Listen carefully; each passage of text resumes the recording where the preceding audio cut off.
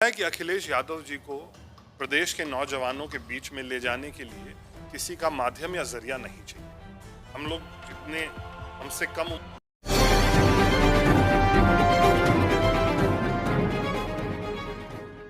उत्तर प्रदेश में विधानसभा चुनाव होने में भले कुछ समय बचे हों, लेकिन सभी पार्टियां अपनी अपनी दावेदारी अपनी अपनी तैयारी में लगी हुई हैं।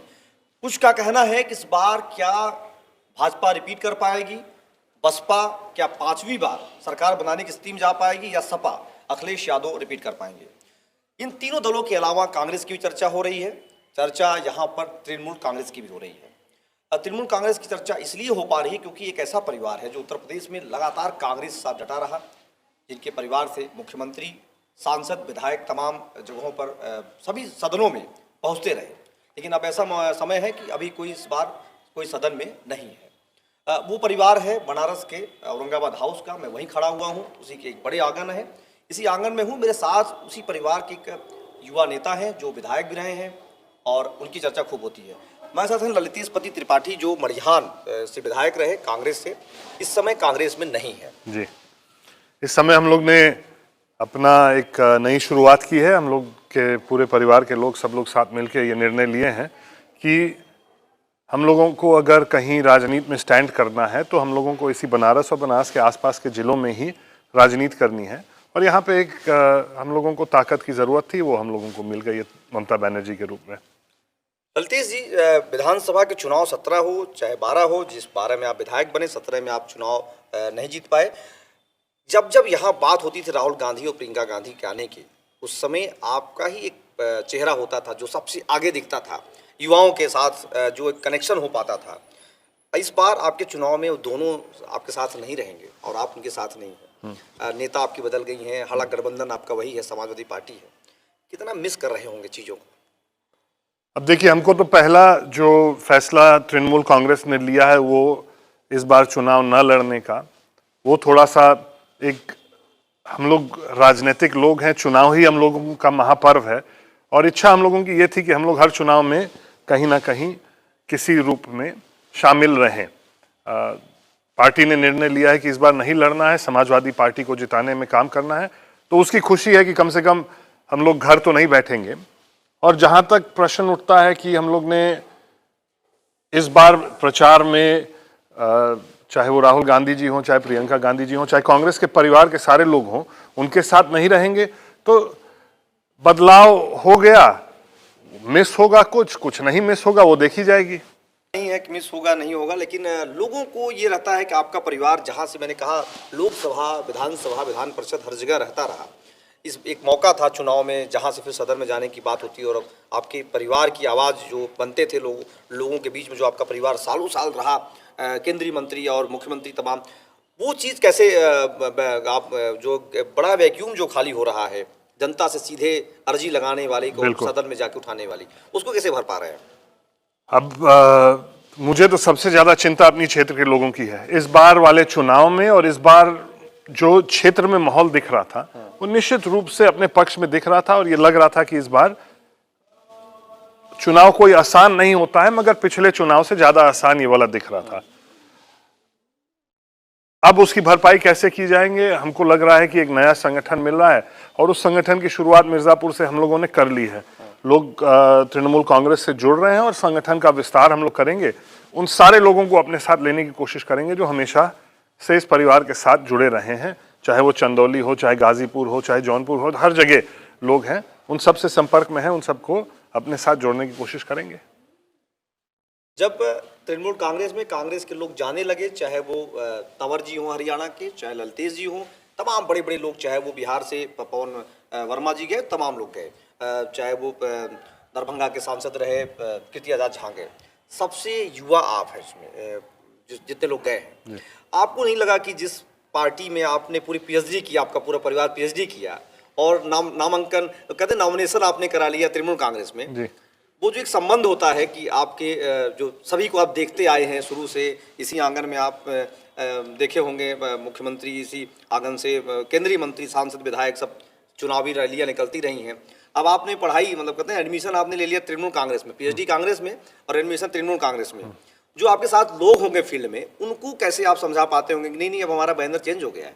देखिए, एक तो हो गई क्षेत्र की जनता, उनको ये बात समझाना थोड़ा कठिन होता है।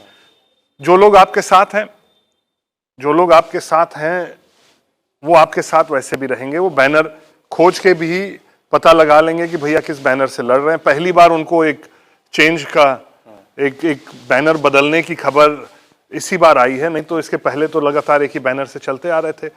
और कांग्रेस में जो पीएचडी की है, तृणमूल कांग्रेस कांग्रेस से उतना अलग नहीं है। इसकी भी न्यू और इसकी भी जो शुरुआत हुई है, वो लगभग कांग्रेस के ही उन सिद्धांतों पे ही हुई है। थोड़े से बदलाव आए हैं, थोड़ी सी राजनीतिक बात होती रहती है, पर मूलतः एक नई कांग्रेस की जरूरत हम लोगों को महसूस हो रही थी कि इस उत्तर प्रदेश में और विशेष करके इस पूर्वांचल के इस कोने में एक नई कांग्रेस की जरूरत है।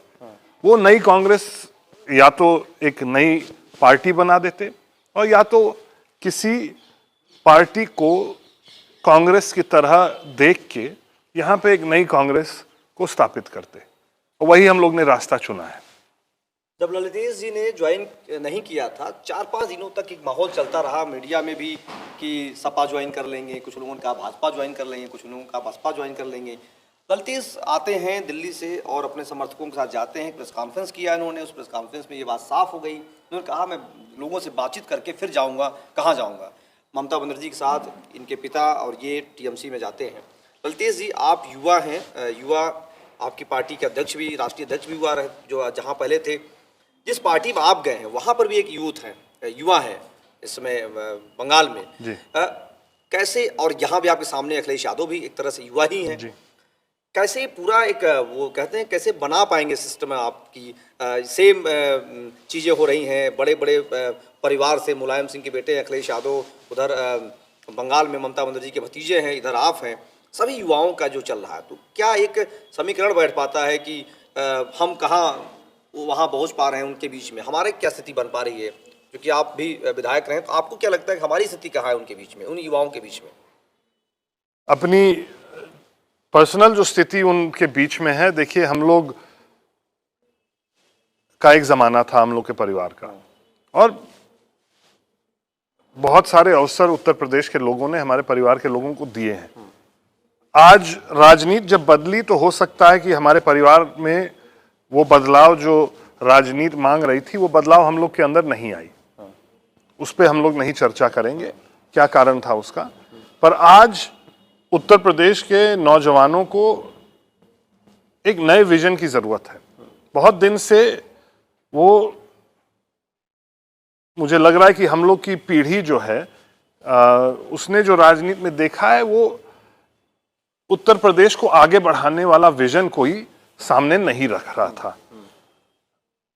अब जैसे आपने कहा, सारे नौजवान लोग हैं, सारे नौजवान एक विजन लेके समाज के बीच में, जनता के बीच में जा रहे हैं, और उस विजन की स्वीकार्यता समय समय पे होगी, समय समय पे उसको नकारा जाएगा, विजन बदलते रहेगा। मगर उत्तर प्रदेश कैसे आगे बढ़े, ये मुझे लगता है कि ये सबकी सोच है। भारत के राजनीति में उत्तर प्रदेश का महत्व जो है, देश का सबसे बड़ा प्रांत तो है ही है, मगर उसके साथ साथ देश के राजनीति में ये सबसे महत्वपूर्ण प्रांत इसलिए है क्योंकि यहाँ पे राजनीतिक चर्चा, राजनीतिक सोच और राजनीति की जो क्षमता है, वो मुझे लगता है कि और प्रांतों से थोड़ा अधिक है। यहाँ पे बनारस में विशेष करके अगर आप जाइएगा तो यहाँ चाय पान की दुकान पे देश विदेश की राजनीति की चर्चा होती है। उत्तर प्रदेश में ये एक माहौल रहा है, और अब हम लोगों को ये जरूरत है कि उत्तर प्रदेश कैसे उस स्थान पे फिर से पहुंचे जहां पे वर्षों पहले ये था। जहां तक आपकी बात हो रही है, हमारे तृणमूल कांग्रेस के राष्ट्रीय महासचिव अभिषेक बैनर्जी हैं, वो भी युवा हैं, उनके लिए, उनके अंदर भी एक विजन है। वो बंगाल के लिए ही नहीं, उनके अंदर एक विजन पूरे देश के लिए भी है। वो विजन मैं अपने लोगों के बीच में ले जाऊंगा। हम लोग उसमें उत्तर प्रदेश की क्या आवश्यकता है, उत्तर प्रदेश के नौजवानों की क्या आवश्यकता है, वो उनके विजन के साथ हम लोग मिला के एक नया विजन उत्तर प्रदेश को देने की कोशिश करेंगे। अच्छा है, मतलब कहीं आधिकारिक इसकी पुष्टि नहीं है। ममता बनर्जी लोकसभा के चुनाव में प्रधानमंत्री नरेंद्र मोदी को बनारस से चुनौती देना चाहती हैं। 14 में यही आम आदमी पार्टी के नेता अरविंद केजरीवाल ने दिया, लगातार दिल्ली में रिपीट कर रहे हैं चुनाव जीतने के बाद। यहाँ हालांकि यहाँ से हार गए थे। ममता बनर्जी को भी कहा जा रहा है उन्हें भी यहाँ पर मोदी को चुनौती देना है। लगातार कांग्रेस के जो बड़े जो घराने हैं, जो नेता हैं, वो लगातार टीएमसी में जा रहे हैं। अगर यहाँ पर मतलब आप विधानसभा चुनाव नहीं लड़ रहे हैं, लोकसभा, जाहिर सी बात लोकसभा की तैयारी आपकी चल रही है। कांग्रेस भी यही बात कह रही है कि लोकसभा की तैयारी हम कर रहे हैं। अगर आपको जैसे संभावनाओं की बात बहुत सारी रहती हैं राजनीति में, लेकिन चर्चा है कि ममता बनर्जी बनारस से आ जाएंगी। यहाँ बहुत बड़ी संख्या में बंगाली वोटर्स भी हैं, चाहे दक्षिणी की बात कर लें, चाहे 2-3 और जो 5 विधानसभा सीटें जो आती हैं बनारस की लोकसभा में। कैसे समझ पा रहे हैं इस चीज़ को? जैसे कहा जा रहा है, आपसे मैं जानना चाहता हूँ इस चीज़ को कैसे समझ पा रहे हैं आप, इस बात को? ये आदरणीय ममता बनर्जी का बोल्डनेस दिखाता है और उनकी एक लोकप्रियता जो बनी हुई है वो दिखाता है। उन्होंने ये सिद्ध कर दिया कि वो जानती हैं कि ये नरेंद्र मोदी से कैसे लड़ा जाए। वो ममता बनर्जी से लोगों को सीखना चाहिए और उसी क्रम में लोग के दिमाग में ये बात आ जा रही है कि हम लोगों को ममता बनर्जी को बनारस से लड़ा देना चाहिए। वो इसी क्रम में है क्योंकि वो इनको मुकाबला दे सकती हैं, उन्होंने मुकाबला दिया है और हो सकता है आगे चल के फिर से दें। अभी इस पे पार्टी के अंदर कोई चर्चा नहीं हुई है, पर ये चर्चा एक तरह से हम लोगों के शामिल होने के बाद बनारस और आसपास के इलाकों में शुरू हो गई है। और जैसे मैंने कहा, ये इनकी लोकप्रियता दिखाती है। पश्चिम बंगाल का व्यक्ति यहाँ पे बंगाली आबादी, जैसे आपने कहा, सही कहा, बनारस के शहरी इलाके में कुछ हैं मगर ग्रामीण में तो नहीं है, उस तरह की बंगाली आबादी नहीं है। पर ये कहीं ना कहीं दिखाता है कि ममता बनर्जी की लोकप्रियता उत्तर प्रदेश में भी कुछ है। और भविष्य में क्या होगा, हम लोग अगर यहाँ पे मजबूती के साथ पार्टी को खड़ा कर दिए तो संभावनाएं बहुत कुछ हो सकता है। अगर ये बात आपसे कर लिया जाए कि पूर्वांचल में आपको अखिलेश यादव के लिए, जैसे आप गठबंधन में हैं, तो जाहिर सी बात है कि आपको अपनी गठबंधन की पार्टी को सपोर्ट करना पड़ेगा। क्या ऐसी रणनीति होगी टीएमसी की जो आप युवाओं को जोड़ पाए कम से कम अखिलेश यादव के लिए? दूसरी बात ये भी मैं आपसे करूंगा, चूंकि आप अब जैसे ब्राह्मण कहते हैं यूपी की राजनीति में बिना जाति की राजनीति नहीं हो पाती है, तो यूथ जो है, जो ब्राह्मण युवा है, जो यूथ है, उसके लिए क्या आपका रहेगा स्ट्रेटजी? और दूसरी बात, आपके टीएमसी पार्टी का नया चुनाव होगा यहाँ जब से आप जुड़े हैं, कैसे तीन चार चुनौतियों कैसे निपट पाएंगे आप? मेरा ये मानना है कि अखिलेश यादव जी को प्रदेश के नौजवानों के बीच में ले जाने के लिए किसी का माध्यम या जरिया नहीं चाहिए। हम लोग जितने हमसे कम उम्र के नौजवान हैं, उन्होंने अखिलेश यादव जी की सरकार देखी है, उसकी कमियां जो थी उनको देखी होंगी और उसकी अच्छाइयां भी देखी हैं। और अब उत्तर प्रदेश के वो नौजवान तुलना करेंगे कि भारतीय जनता पार्टी की सरकार जो 5 साल चली है, डबल इंजन की सरकार जिसका जगह जगह प्रचार प्रसार होता है, और अखिलेश यादव जी की सरकार में उन लोगों की जिंदगी में फर्क कितना हुआ था। आज क्या स्थिति है, उस समय क्या स्थिति है। उत्तर प्रदेश के नौजवानों के बीच में अखिलेश यादव जी को ले जाने के लिए किसी व्यक्ति की जरूरत नहीं है। वो स्वयं, उनका जुड़ाव इस प्रदेश के नौजवानों से है और मुझे लगता है कि उत्तर प्रदेश के नौजवानों के अंदर अखिलेश यादव जी के प्रति इस बार थोड़ा सा भरोसा भी है कि वो उनके जिंदगी में एक अच्छा बदलाव ला सकते हैं। कि जाति समीकरण, एक जमाने में जाति समीकरण अच्छा माना जाता था, थोड़ा सा सब लोगों को मिला जुला के चलने वाली जो एक राजनीति हुआ करती थी, आज वो जातीय संघर्ष के रूप में बदल जा रहा है। और आरोप कुछ लोगों पे लगता है कि वो जातिगत पार्टी चला रहे हैं, और जो लोग सिर्फ जात देख के पार्टी चला रहे हैं उन लोगों पे यह आरोप नहीं लगता है। आज हकीकत यह है कि पूर्वांचल के इस पूरे इलाके में, जो गोरखपुर से लेके यहाँ बनारस तक और आगे सोनभद्र तक, ये पूरा जो इलाका है, ये कहीं ना कहीं उत्तर प्रदेश के सबसे पिछड़ा हुआ जो अंश है, वो इसी इलाके को मानते हैं। बुंदेलखंड वास्तव में बहुत पिछड़ा है, मगर बुंदेलखंड के लिए समय समय से अलग पैकेज आता है, पूर्वांचल के लिए कभी कोई पैकेज नहीं आता है। और यहाँ अगर आप देखिएगा, स्वतंत्रता संग्राम से लेके हर एक क्रांति में पूर्वांचल की जो उसमें भागीदारी थी, वो मुझे लगता है कि पूरे देश में अन्य जगहों से ज़्यादा थी। तो आज पूर्वांचल जब राजनीतिक रूप से भारतीय जनता पार्टी ने तो अपनी वो कर दी यहाँ पे कि हमने एक मुख्यमंत्री दे दिया, एक प्रधानमंत्री दे दिया, मगर तब भी पूर्वांचल को क्या उस तरह की वरीयता, उस तरह की प्राथमिकता मिल रही है जो मिलनी चाहिए? और मुझे लगता है कि पूर्वांचल के लोग सब एक साथ इस बात से सहमत होंगे कि पूरे पूर्वांचल को उस तरह की वरीयता नहीं मिल रही है।